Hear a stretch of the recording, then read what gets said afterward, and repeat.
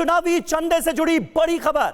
SBI की अर्जी पर सुप्रीम कोर्ट में सुनवाई चल रही है। एसबीआई के वकील ने कहा हमें और समय चाहिए, लेकिन चुनावी चंदे के केस में सुप्रीम कोर्ट ने यह साफ कर दिया है कि तत्काल एसबीआई को आदेश का पालन करना होगा। यह बहुत बड़ी खबर है इलेक्टोरल बॉन्ड से जुड़ी, चुनावी चंदे से जुड़ी, जिसमें सुप्रीम कोर्ट ने सीधे तौर पर एसबीआई को तुरंत तत्काल आदेश का पालन करने के आदेश दे दिए हैं, निर्देश दे दिए हैं। दरअसल ये सुप्रीम कोर्ट में अपील की गई थी एसबीआई की तरफ से कि उसे और वक्त चाहिए पूरी डिटेल अदालत के सामने रखने के लिए और अपनी वेबसाइट पर साझा करने के लिए, लेकिन अब एसबीआई को वक्त नहीं दिया है। सुप्रीम कोर्ट ने सारा ब्यौरा तुरंत देना होगा एसबीआई को। पीयूष पांडे हमारे साथ इस वक्त मौजूद हैं। पीयूष, पूरी खबर तफसील से बताएं, यह बहुत बड़ा फैसला है और एसबीआई जो वक्त की डिमांड कर रहा था कि हमें और वक्त चाहिए, वक्त दे दिया जाए, सुप्रीम कोर्ट ने इससे इनकार कर दिया। जी बिल्कुल समीर, देखिए सुप्रीम कोर्ट के समक्ष एसबीआई ने ये कहा कि जो नाम है और जो बॉन्ड का नंबर है उसको मैच करने में टाइम लगेगा, इसलिए उन्हें 3 महीने का वक्त चाहिए। लेकिन सुप्रीम कोर्ट ने सीधे तौर पर इनकार कर दिया और कहा कि ये बहुत गंभीर मसला है।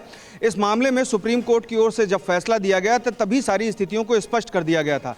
आप ईसीआई के समक्ष सारी जानकारी साझा करिए, आपको मैचिंग करने की ज़रूरत नहीं है।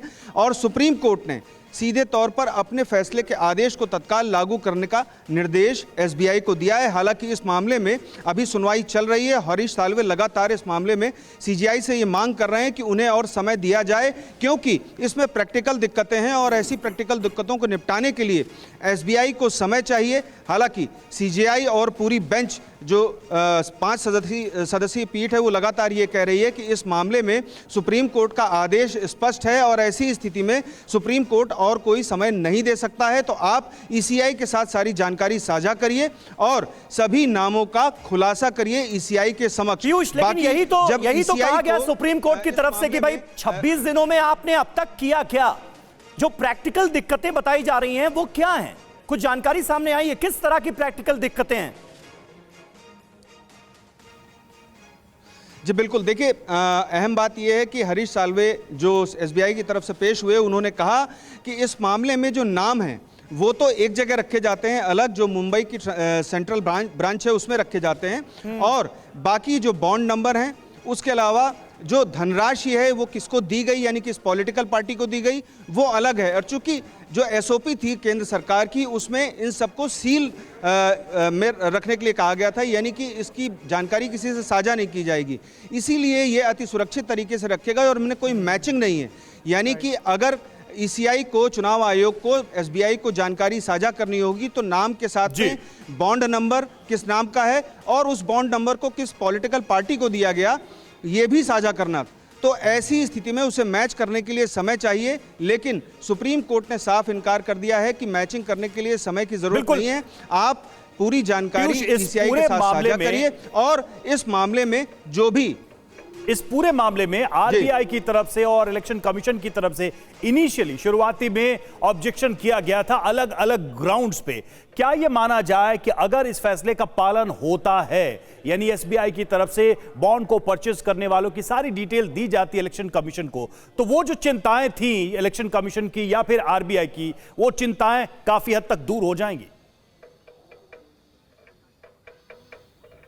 देखिए इस मामले में अहम बात यह है कि एसबीआई जब ये जानकारी ईसीआई के साथ साझा करेगा तो ईसीआई हर एक नाम के साथ बॉन्ड नंबर और उसका पैसा, यानी कि इलेक्टोरल बॉन्ड किस पार्टी ने भुनाया, उसकी जानकारी अपने पोर्टल पर साझा करेगा, यानी कि सार्वजनिक करेगा और लोगों के सामने ये पूरी जानकारी आ जाएगी कि अब तक, यानी कि अप्रैल 2019 से लेकर के अब तक जो इलेक्टोरल बॉन्ड थे वो किस पार्टी को गए और किस पार्टी को सर्वाधिक पैसा मिला और किस पार्टी को किस व्यक्ति ने पैसा दिया, उस व्यक्ति का बॉन्ड नंबर क्या है, सारी जानकारी सामने आ जाएगी। लेकिन यही मैच करने के लिए एसबीआई की ओर से समय मांगा गया और सुप्रीम कोर्ट ने साफ कह दिया कि एसबीआई को इस मामले में समय नहीं दिया जा सकता है, क्योंकि सुप्रीम कोर्ट का आदेश स्पष्ट था और ये मामला बहुत गंभीर है। आप ईसीआई के साथ साझा करिए, चूंकि आप 26 दिन बाद आए हैं और ऐसी स्थिति में आप ईसीआई के साथ साझा करते हुए मैचिंग करें या किस तरह से उसे जानकारी पूरी मुहैया कराएं, ये आप पर है।